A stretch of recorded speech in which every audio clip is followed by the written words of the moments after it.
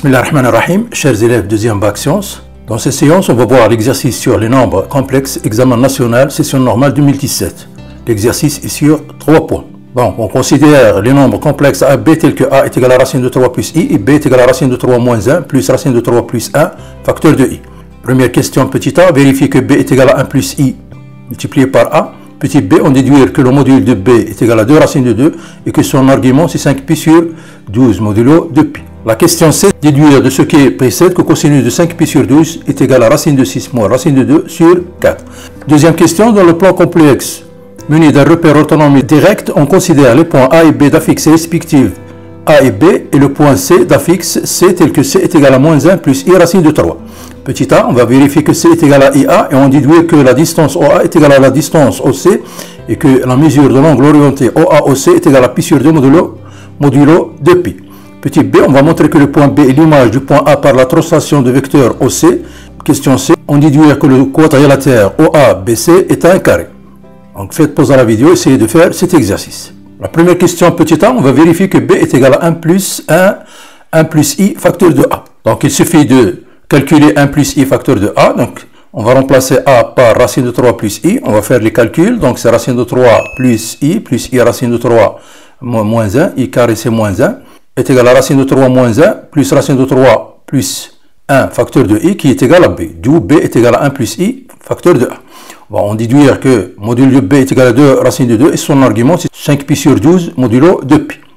On voit ici que B, l'écriture algébrique de B, c'est difficile de trouver surtout l'argument de B à partir de son écriture algébrique directe. Donc on va utiliser le résultat précédent, c'est-à-dire B c'est le produit de deux nombres complexes. Si on arrive à écrire 1 plus I et A sous les formes trigonométriques, on peut déduire le module de B et son argument. Donc premièrement, le 1 plus I. Donc on a B est égal à 1 plus I facteur de A. D'une part, on a 1 plus I comme module, c'est racine de 2, donc racine de 2 facteur de racine de 2 sur 2 plus I racine de 2 sur 2. Racine de 2 sur 2, c'est cosinus de pi sur 4. Et racine de 2 sur 2, c'est sinus de pi sur 4. Donc, le 1 plus I, c'est un nombre complexe qui a pour module racine de 2 et son argument, c'est pi sur 4. De même pour A, on a le module de A, c'est racine de 3 au carré plus 1, c'est racine de 4 qui est égal à 2. Donc, on va écrire A, module de A, facteur de racine de 3 sur 2 plus I 1 demi. L'angle qui a pour cosinus racine de 3 sur 2 et sinus c'est 1 demi. Donc, on sait que l'angle, soit pi sur 6, soit pi sur 3. Donc, le cosinus, c'est racine de 3 sur 2, c'est à peu près 0,85. Voilà. Et son sinus, c'est 1 demi. Donc, l'angle, c'est pi sur 6. Le pi sur 3, ici. Le pi sur 3, c'est l'inverse. C'est-à-dire, pour cosinus 1 demi et sinus racine de 3 sur 2. Donc, A, c'est le nombre complexe qui a pour module 2 et son argument, c'est pi sur 6. Donc, B est égal au produit de ces deux nombres complexes. Donc, le module, c'est le produit des modules, 2 racines de 2. Pour l'argument, c'est la somme. C'est pi sur 4 plus pi sur 6. En effectuant les calculs, on trouve que B, c'est pour module 2 racines de 2. Et l'argument, c'est 5pi sur 12 modulo 2pi. Passons à la question C. On va déduire de ce qui précède que cosinus de 5pi sur 12 est égal à racine de 6 moins racine de 2 sur 4. Donc, d'une part, on a B sous sa forme algébrique, c'est racine de 3 moins 1 comme partie réelle, et racine de 3 plus 1 plus I, c'est racine de 3 plus 1 facteur de I, donc racine de 3 plus 1, c'est la partie imaginaire. D'une part.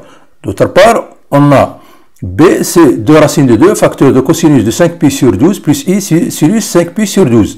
C'est sa forme trigonométrique. Donc, B, sa partie réelle, c'est 2 racines de 2, cosinus de 5pi sur 12. Donc, le même nombre complexe, donc, ils ont même partie réelle. Donc, sa racine de 3 moins 1 est égale à 2 racines de 2 cosinus de 5pi sur 12.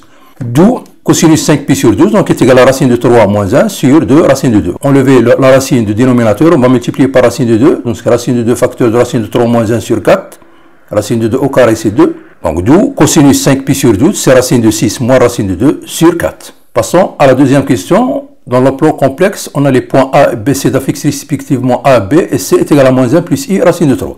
Donc, première question, on va vérifier premièrement que C est égal à IA et que la distance OA est égale à la distance EC et que la mesure de l'angle orienté OA-OC est égale à pi sur 2 modulo 2pi. On a C est égal à moins 1 plus I racine de 3. Donc on a le choix, soit on effectue le calcul IA, on trouve CC, ou bien on essaye d'arriver que C est égal à IA. C'est simple, moins 1 c'est I au carré, donc plus I racine de 3. Donc I en facteur de I plus racine de 3 qui est A, donc est égal à IA.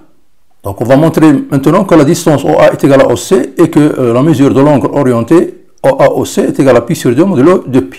Donc on a C est égal à IA, donc implique que C sur A est égal à I. Donc ces deux nombres complexes ont même argument et même module. Donc le module de C sur A est égal à module de I et l'argument de C sur A est égal à l'argument de I, modulo de pi. On sait que I, c'est le nombre complexe qui a pour module 1 et l'argument c'est P sur 2. Donc le module de C sur A, c'est module de C sur module de A, qui est égal à 1, module de I, et l'argument de C sur A est égal à pi sur 2 modulo de pi. Donc ça veut dire que le module de C, c'est C moins 0, c'est la distance OC. Donc OC est égal au module de A, est égal à OA. Module de A, c'est la distance OA, c'est A moins 0 ici. L'argument de C sur A, comme on a ici, c'est C moins 0 sur A moins 0, c'est-à-dire la mesure de l'angle orienté OA, OC est égal à pi sur 2 modulo de pi. Comme on a ici C-0 sur A-0, c'est l'affixe du vecteur OC sur l'affixe du vecteur OA, c'est-à-dire c'est la mesure de l'angle orienté OA-OC. Ou bien on peut calculer la distance OA et la distance OC d'une part, et la mesure de l'angle orienté OA-OC d'autre part. Donc on calcule la distance OA qui est le module de A avec les calculs C2, et la distance OC c'est le module de C qui est égal à 2. Donc la distance OA est égale à OC d'une part. D'autre part, on a la mesure de l'angle orienté OA-OC, c'est l'argument de l'affixe du vecteur OC sur l'affixe de vecteur OA. Et l'affixe ici de vecteur OC, c'est l'affixe du point C moins l'affixe du point O, c'est C-0, sur l'affixe du vecteur OA, c'est l'affixe du point A moins l'affixe du point O, c'est-à-dire A-0, est égal à l'argument de C sur A. Or, on a C sur A est égal à I, et l'argument de I, c'est pi sur 2 modulo de pi, d'où la mesure de l'angle orienté OA-OC est égal à pi sur 2 modulo de pi. Donc on a deux méthodes à utiliser. Passons maintenant à la deuxième question. On va montrer que B est l'image de A par la translation de vecteur OC. Donc on va donner la définition géométrique d'une translation de vecteur U différent de vecteur nul. Donc si on prend M, un point dans le plan, son image c'est M' tel que. Par la translation T, l'image du point M, c'est M' est équivalent à dire que le vecteur M' est égal à le vecteur U. Dans le plan complexe, c'est-à-dire deux vecteurs sont égaux, ils ont même affixe. Donc l'affixe du vecteur M', c'est l'affixe du vecteur U. Et l'affixe du vecteur M', c'est l'affixe du point M' moins l'affixe du point M est égal à l'affixe du vecteur U. Est équivalent à dire, donc l'affixe du point M' c'est Z', moins l'affixe du point M c'est Z, est égal à l'affixe du vecteur U.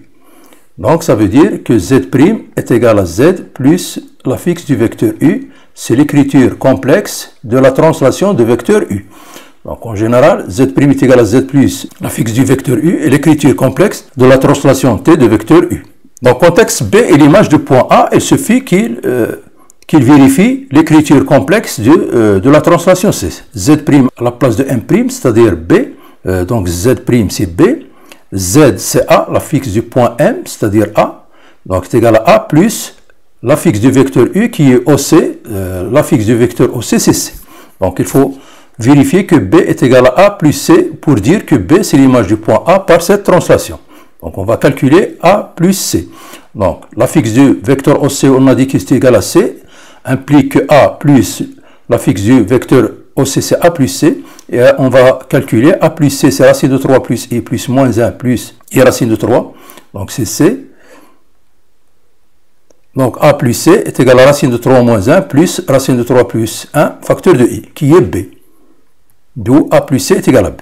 Puisque A plus C est égal à B, donc AB est l'image de A par la translation de vecteur OC. Donc on déduit que le quadrilatère OABC est un carré. Donc pour montrer que le quadrilatère OABC est un carré, il faut montrer tout d'abord que OABC est un parallélogramme. Donc on a B, si l'image de A par la translation A implique ou bien est équivalent que le vecteur AB est égal au vecteur OC. Le vecteur AB est égal à le vecteur OC. Cette condition est suffisante pour dire que le quadrilatère OABC est un parallélogramme. Donc premièrement, le quadrilatère OABC est un parallélogramme.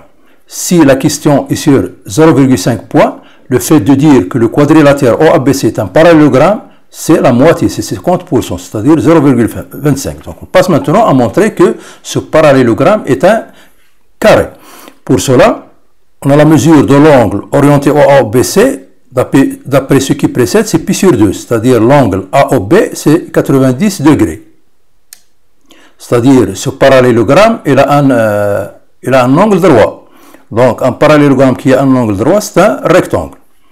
De plus, on a deux côtés adjacents, c'est-à-dire le côté OA, le côté OC en même longueur. Puisque OA est égal à C, donc ce rectangle est un carré.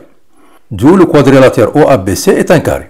Ou bien, on peut dire que le quadrilatère OABC est un parallélogramme, comme et les deux côtés adjacents sont même longueur, donc c'est un losange. Un losange qui a un angle droit, c'est un carré. À la prochaine vidéo, Inch'Allah, et merci.